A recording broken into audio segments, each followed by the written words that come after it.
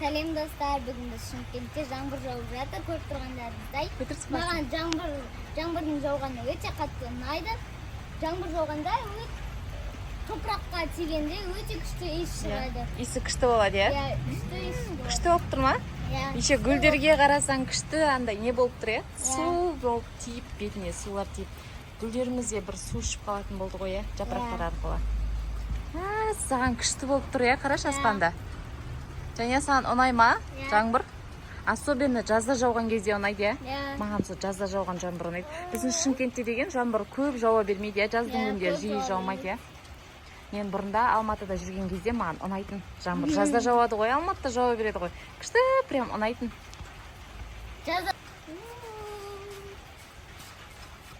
Достар, жазда жаңбыр жауған кезде бір салқындап қаласың ғой, күшті болып қалады.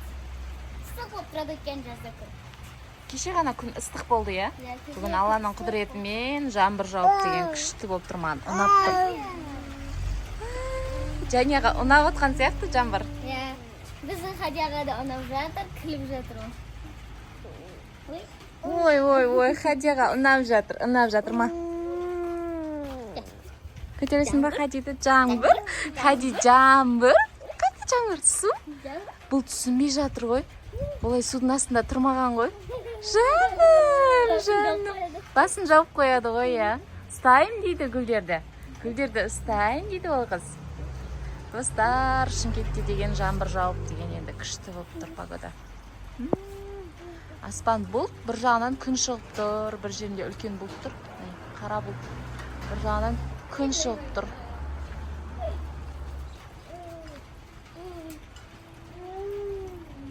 Және мен Хадия деген ойнап жатыр.